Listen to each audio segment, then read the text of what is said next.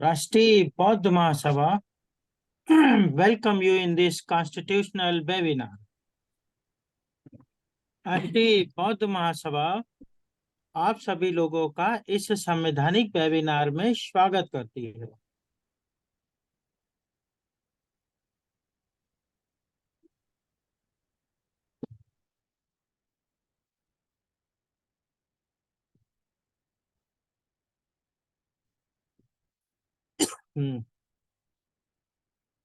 यह मेरा भारत देश के नागरिकों के लिए एक डिक्लेरेशन है।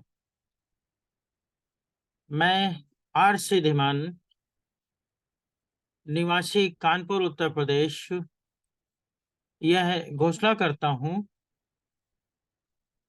कि मैं भारत के संविधान में पूर्ण आस्था विश्वास रखता हूं। कि मेरा उद्देश्य किसी भी राजनीतिक दल की विचारधारा का समर्थन या विरोध करना नहीं है। कि मैं धर्म, मूल, वंश, जातीय, जन्म स्थान इत्यादि के आधार पर होने वाले भेदभाव का समर्थन नहीं करता हूं। कि व्यक्ति के संवैधानिक अधिकार और मानवाधिकार, समता, स्वतंत्रता, बंधुता और न्याय, गरिमा का प्रबल समर्थन करता हूं। कि विधिक अज्ञानता को दूर करने तथा विधिक अधिकार और विधिक कर्तव्यों का बोध कराने के उद्देश्य से निशुल्क बिना किसी आर्थिक लाभ के जनहित में मैं विधिक ज्ञान प्रदान कर रहा हूं।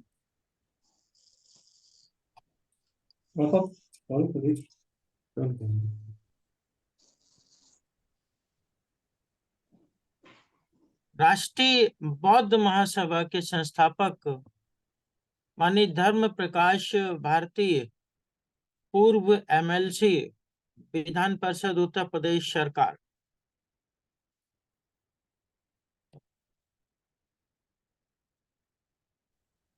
और राष्ट्रीय बौद्ध महासभा के कार्यवाहक अध्यक्ष माननीय बादल सिंह बौद्ध जी।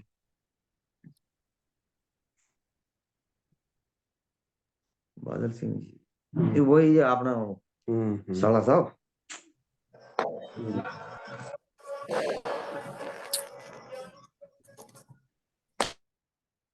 और आज 22 जनवरी को 2024 को आयोजित इस वेबिनार की अध्यक्षता कर रहे माननीय सुद्रोधन पडवने जी, नागपुर, महाराष्ट्र, और संचालन कर रहे माननीय संत राम प्रजापति जी, हमीरपुर, उत्तर प्रदेश। और राष्ट्रीय बौद्ध महासभा के राष्ट्रीय, प्रांतीय, जिला एवं क्षेत्रीय स्तर के समस्त पदाधिकारीगण, उपासक, उपासिकाओं और भारत देश के समस्त नागरिकों,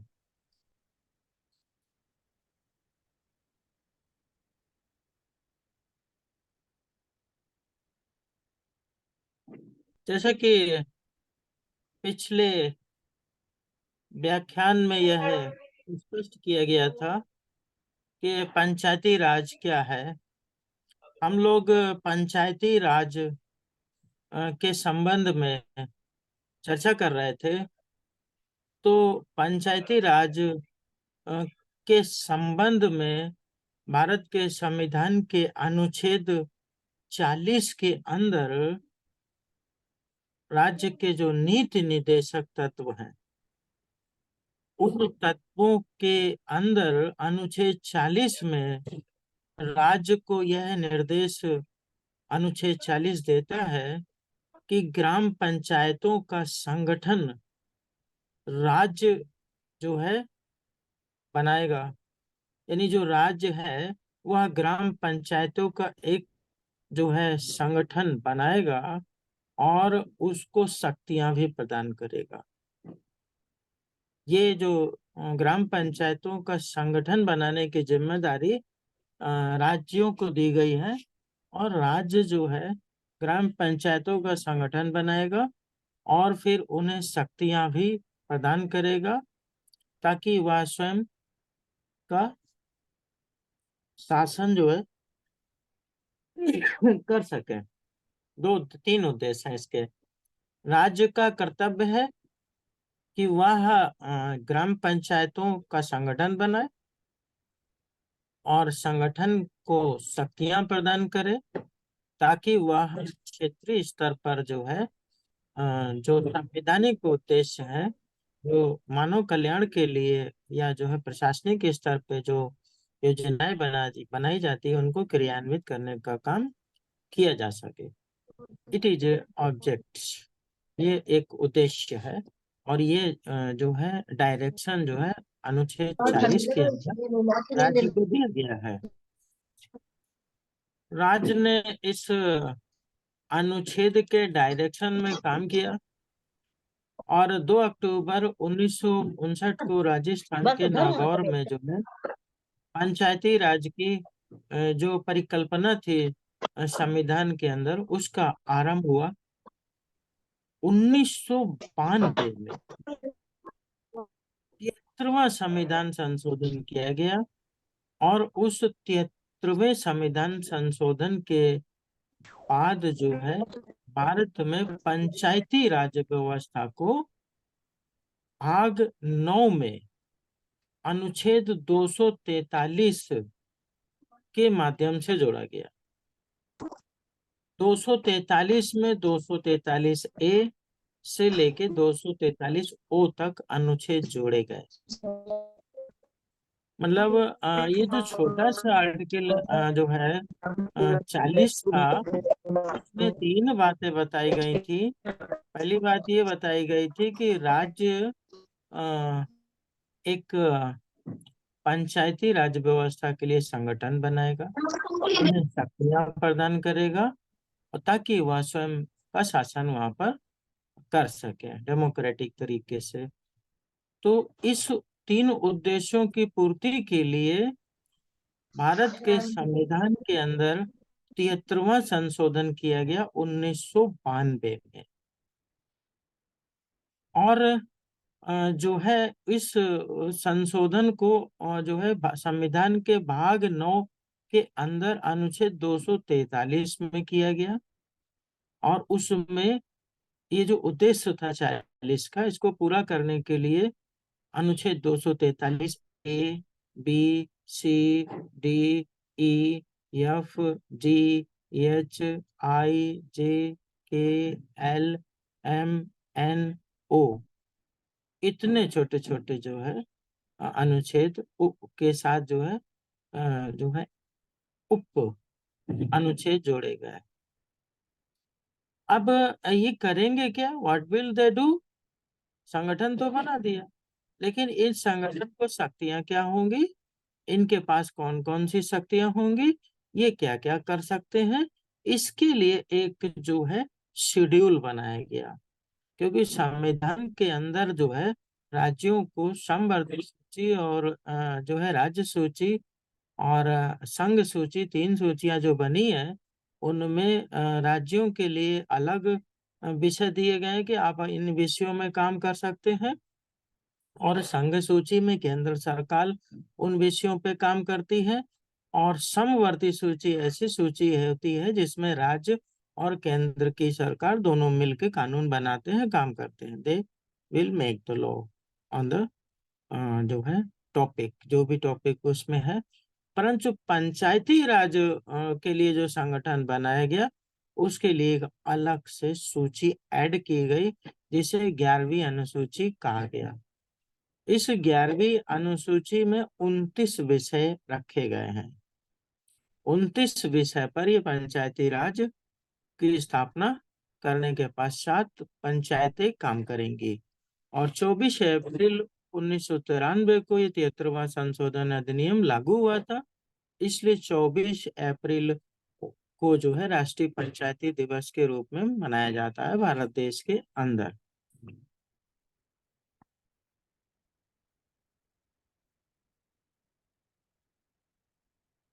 अब नगरों में चूंकि ये ग्राम का मामला था, पंचायती राज, अब शहरों के अंदर क्या होना चाहिए, कस्बों के अंदर क्या होना चाहिए, वहां पर भी एक डेमोक्रेटिक तरीके से लोकल लेवल पर ये व्यवस्था होनी चाहिए। उसके लिए नगरों में स्थानीय स्वशासन के लिए 1992 में संविधान में 74वां संशोधन किया गया। 74वें संशोधन के द्वारा जो है वहां पर जो उन उसी में उन 200 जो है 43 के अंदर जो है भाग 9 में 243 पी जोड़ा गया। पी से लेके जेड जी तक जो है अनुच्छेद जोड़े गए। और ये जो नगर में स्थानीय स्वशासन की व्यवस्था करने के लिए 74वां संशोधन किया गया, उसके लिए एक स्पेशल अलग से जो है शेड्यूल और बनाया गया, जैसे कि उसके लिए बनाया था ग्राम के लिए 11वीं अनुसूची, उसी तरह यहाँ पर 12वीं अनुसूची जोड़ी गई। बीच में 11 विषय रखे गए। इन 11 विषयों पर जो है यहाँ पे काम किया जाएगा। अब सवाल ये होता है कि 11वीं अनुसूची में क्या क्या शामिल है। तो 11वीं अनुसूची में जो शामिल है कि जो ग्राम की पंचायतें हैं उनके लिए 29 विषय जो रखे गए हैं वो 11वीं अनुसूची में रखे गए हैं। जैसे कृषि के क्षेत्र में, और जो है इनको म्यूट कर दीजिए।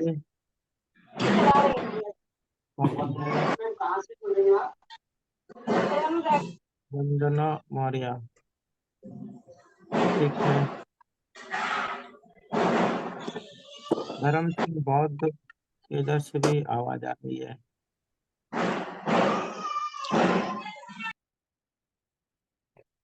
ठीक है, और सब टॉपिक खोलिए। तो जो 11वीं अनुसूची है उसके अंदर ग्राम पंचायतें, जो पंचायती राज व्यवस्था की गई, उसमें जो विषय रखे गए हैं उसमें कृषि के संबंध में, भूमि विकास के संबंध में, भूमि सुधार क्रियान्वयन, चकबंदी, भूमि संरक्षण, लघु सिंचाई, जल प्रबंधन, जल विभाजक क्षेत्र का विकास, पशुपालन, डेयरी उद्योग, कुक्कुट पालन, मत्स्य उद्योग, सामाजिक वन की, फार्म वन की, लघु वन उपज, लघु उद्योग, जिसके अंतर्गत खाद्य प्रसंस्करण उद्योग भी शामिल है। ये जो है 11वीं अनुसूची के अंदर और भी विषय शामिल हैं, जैसे खादी, ग्राम उद्योग एवं कुटीर उद्योग, ग्रामीण आवासना, पेयजल, ईंधन, चारा, सड़कें, पुलिया, पुल, फेरी, जलमग्न और अन्य संचार के साधन इसमें शामिल हैं। ग्रामीण विद्युतीकरण, जिसके अंतर्गत विद्युत का वितरण भी शामिल है। अब पारंपरिक ऊर्जा स्रोत की भी व्यवस्था इन्हीं को दी गई है। गरीबी उन्मूलन का कार्यक्रम भी जो है इन्हें चलाना है। शिक्षा का भी काम इन्हें देखना है, जिसके अंतर्गत प्राथमिक और माध्यमिक विद्यालय भी शामिल हैं। तो इस तरीके से तकनीकी प्रशिक्षण और व्यावसायिक शिक्षा, प्रौढ़ और अनौपचारिक शिक्षा, पुस्तकालय, सांस्कृतिक क्रियाकलाप और बाजार मेले, स्वास्थ्य और स्वच्छता, जिसमें अस्पताल, प्राथमिक स्वास्थ्य केंद्र और चिकित्सालय, परिवार कल्याण एवं महिला एवं विकास, सामाजिक कल्याण, दिव्यांग और मानसिक रूप से मंद व्यक्तियों का कल्याण, दुर्बल वर्गों तथा विशिष्ट अनुसूचित जाति और अनुसूचित जनजाति का कल्याण, सार्वजनिक वितरण प्रणाली, सामुदायिक अस्थियों का अनुरक्षण, इतने विषय दिए गए हैं। इतने विषयों पर जो है ये आपका आर्टिकल 14 जो है डायरेक्शन दे रहा था। आर्टिकल 14 ने कहा कि पंचायती राज की व्यवस्था करेगा राज्य, तो ग्राम पंचायतों का संगठन बनाएगा, और ग्राम पंचायतों का संगठन बनाने के बाद जो है उनको शक्तियां प्रदान करेगा, और उन शक्तियों के माध्यम से उस क्षेत्र का विकास होगा। तो जो ग्राम पंचायतें हैं, यह ग्राम पंचायतें क्या इतने जानकार हैं? गांव में ग्राम पंचायत बनाई जाती है, क्या यह ग्राम पंचायत क्या यह ग्राम पंचायत जो है,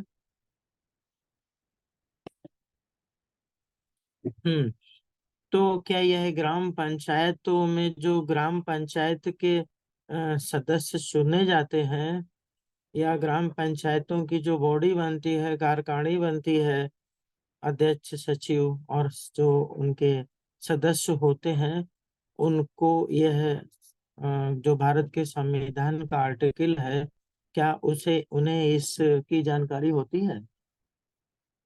क्या उन सभी सदस्यों को इस कानून की जानकारी होती है कि किस तरीके से पंचायतों का गठन होता है, और फिर उनको जो शक्तियां प्रदान की गई हैं अनुसूची 1 के अंतर्गत, जो उन्हें विषय दिए गए हैं, उन विषयों में उन्हें काम करना है?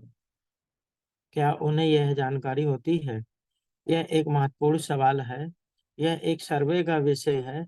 अगर जानकारी होती है तो फिर वह इस क्षेत्र में कुशलता पूर्वक जो है कार्य कर सकते हैं, राष्ट्र के विकास में कार्य कर सकते हैं।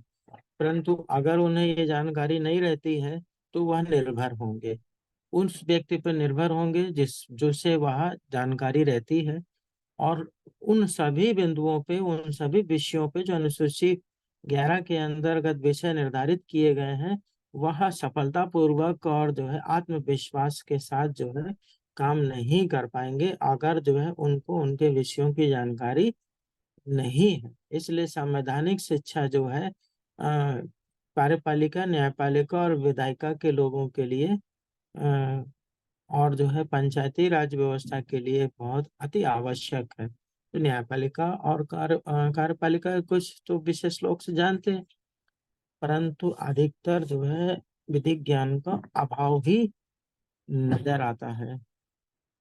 तो मैं इसे फिर से शेयर करता हूँ। कुछ समस्या थी।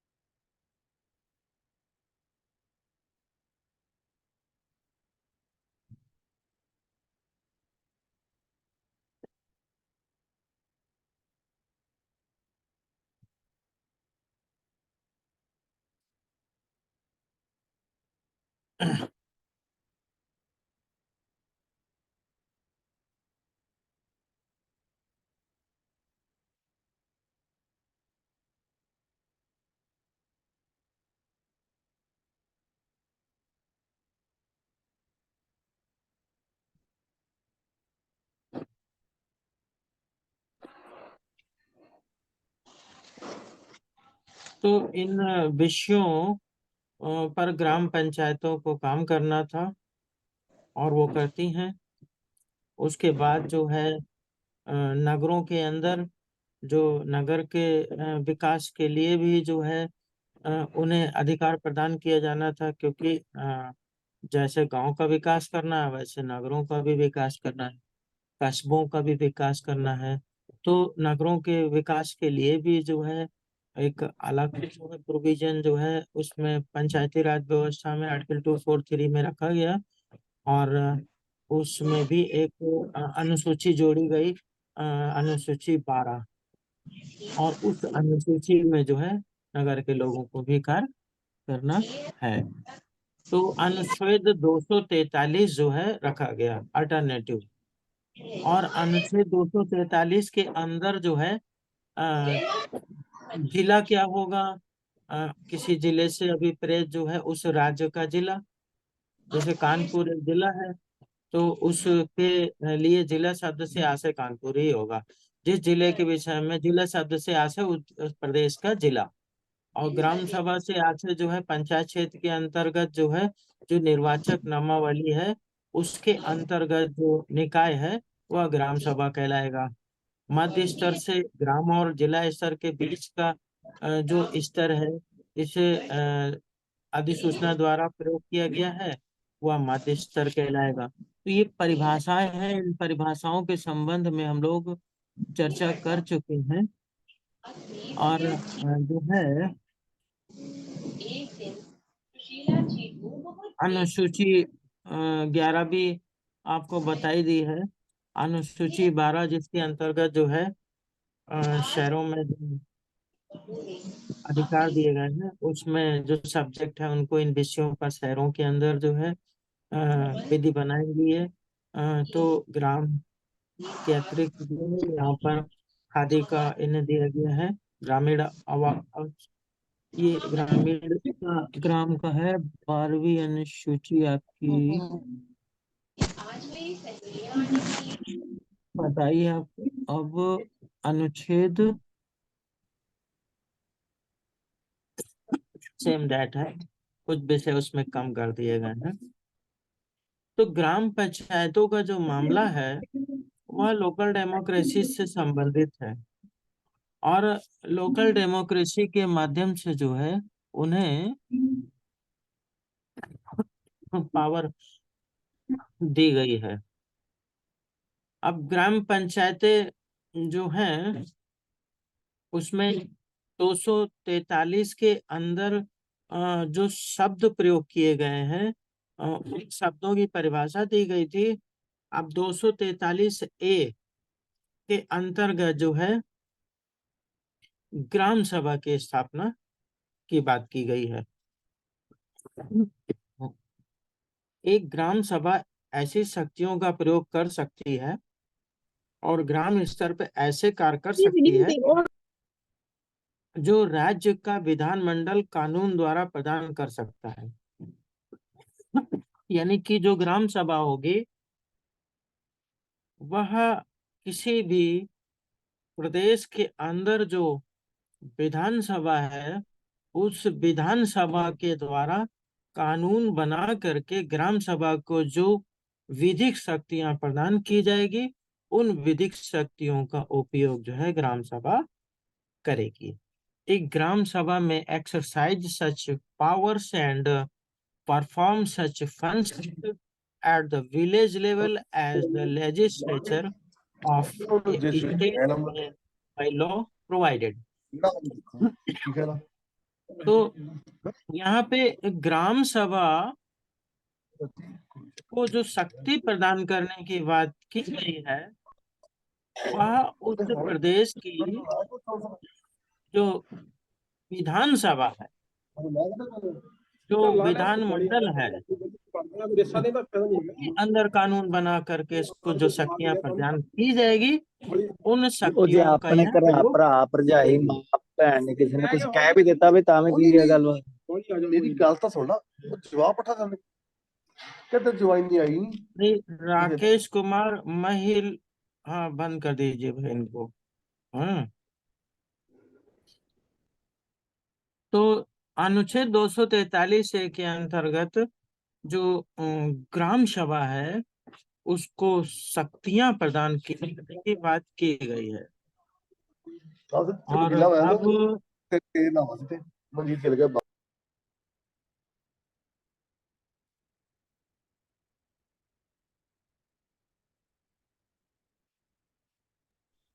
बस कहने की गल जी कहता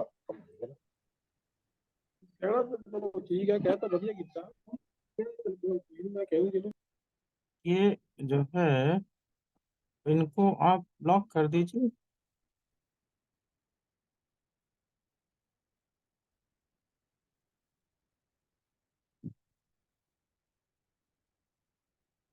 तो नाउ वी विल डिस्कस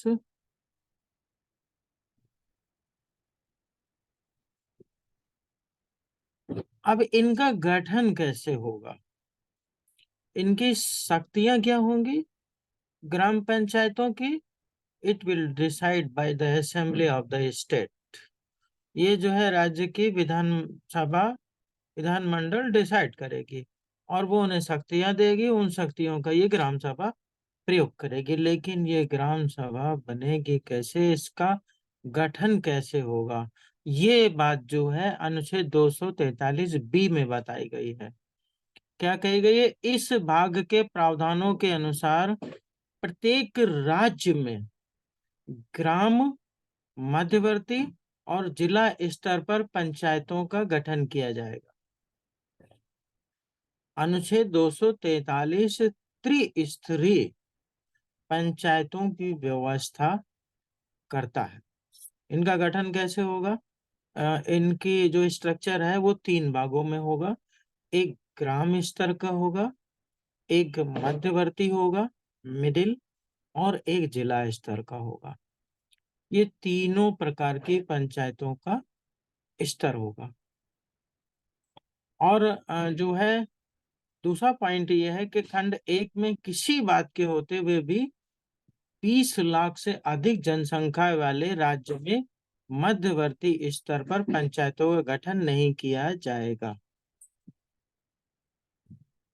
तो ये जो है कंडीशन लगाई गई है यहाँ पर कि मध्यवर्ती जो है स्तर की जरूरत उस जगह पे नहीं पड़ेगी जहां पर जो है 20 लाख से अधिक जो है जनसंख्या है। तो ये 3 स्तर जो है यहाँ पर होंगे गठन में। त्रिस्तरीय जो है पंचायतों का गठन होगा ग्राम स्तर पे, मध्य स्तर पे और जिला स्तर पे। 3 लेवल उनके होंगे मुख्य रूप से। इनका स्ट्रक्चर क्या होगा, पंचायतों की संरचना कैसे होगी, 243 सी में बताया गया। 243 सी के अंदर बताया गया है कि इस भाग के प्रावधानों के अधीन किसी राज्य का विधानमंडल कानून द्वारा पंचायतों की संरचना के संबंध में प्रावधान कर सकता है, बशर्ते कि किसी भी स्तर पर किसी पंचायत के प्रादेशिक क्षेत्र की जनसंख्या और ऐसी पंचायत में चुनाव द्वारा भरी जाने वाली सीटों की संख्या के बीच का अनुपात जहां तक संभव हो पूरे राज्य में एक समान होगा। तो ये कंडीशन है, परंतु सिंपल भाषा में हम ये समझ लें कि राज्य की जो सरकार है, यानी कि जो सरकार होती है, वह विधानमंडल के द्वारा जो है विधि का सृजन करती है। तो जो राज्य की विधानसभा यानी विधानमंडल है, वह जो पंचायतों की संरचना के लिए कानून बना सकेगा। पंचायतों की संरचना यानी पंचायतों में कितने अध्यक्ष होंगे, कितने महामंत्री होंगे, कितने सचिव होंगे, कितने कोषाध्यक्ष होंगे, कितने सदस्य होंगे, what will be the structure of the panchayat, panchayat का स्ट्रक्चर क्या होगा, ये जो है राज्य की विधानमंडल अपने विधानमंडल में एक कानून बनाएगी, अधिनियम बनाएगी, और वहां से जो है अधिनियम बनाने के बाद स्ट्रक्चर उसमें क्या होगा ये डिसाइड करेगी। जूम पावर मीटिंग जो है जूम मीटिंग खत्म होने ये वाली है, फिर 8 मिनट बाद हम दोबारा से जुड़ेंगे। ओके। तो ये हुआ पॉइंट नंबर 1। अब दूसरा इसमें क्या कहता है कि पंचायत की सभी सीटें पंचायत क्षेत्र के प्रादेशिक निर्वाचन क्षेत्र से सीधे चुनाव द्वारा चुने गए व्यक्तियों द्वारा भरी जाएगी। तो पंचायत की जो सभी सीटें हैं वह निर्वाचन प्रक्रिया के द्वारा चुनाव होगा और उसको चुन करके भरी जाएगी और वो जीते हुए कैंडिडेट उसमें पहुंचेंगे। उसकी एक प्रक्रिया होगी।